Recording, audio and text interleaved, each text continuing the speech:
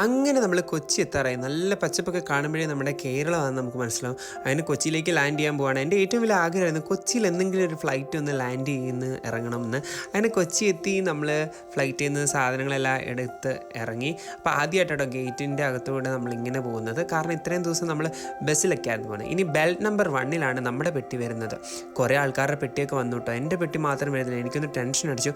കൊച്ചിയിലാണ് പെട്ടി വരാൻ ഇത്രയും വെയിറ്റിംഗ് എടുത്തത്. അങ്ങനെ പെട്ടിയൊക്കെ വാങ്ങിച്ചു. ഇപ്പം നമുക്കറിയാം കൊച്ചിയിൽ നിന്ന് മെട്രോയുടെ അങ്ങോട്ടേക്ക് ബസ് ഉള്ളതുകൊണ്ട് ഭയങ്കര ഈസിയാണ് നമുക്ക്. അങ്ങനെ ഞാൻ ബസ്സിൽ കയറി 60 രൂപ കൊടുത്ത് നമ്മുടെ ആലുവ മെട്രോ സ്റ്റേഷൻ്റെ അവിടെ വരെ എത്തി.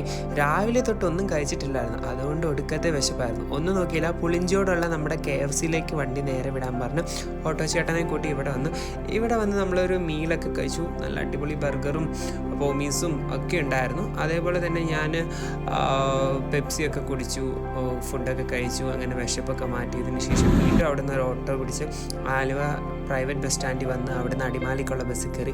അങ്ങനെ നമ്മുടെ ഇടുക്കി എത്താറായിട്ടോ. നേര്യമംഗലം എത്തി. അങ്ങനെ നേര്യമംഗലത്ത് കയറി. ചെറിയ മഴയൊക്കെ പെയ്യാനുള്ള ഇതാണ്. പിന്നെ ഞാനൊന്ന് ചെറുതായിട്ട് കിടന്നുറങ്ങാമെന്ന് വിചാരിച്ചു.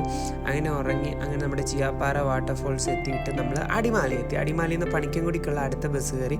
അവിടെ നിന്ന് ബസ്സില്ലാത്തതുകൊണ്ട് അച്ചാച്ചീനെ കൂട്ടാവുന്നു. നമ്മൾ തുടങ്ങിയ സ്ഥലത്ത് തന്നെ മാതാവിനോട് താങ്ക് യു ഒക്കെ പറഞ്ഞിട്ട് നേരെ വീട്ടിലെത്തി. ഒരുപാട് മെമ്മറീസ് ഉള്ള ഒരു ട്രിപ്പായിരുന്നു. അപ്പോൾ ടേക്ക് ബൈ.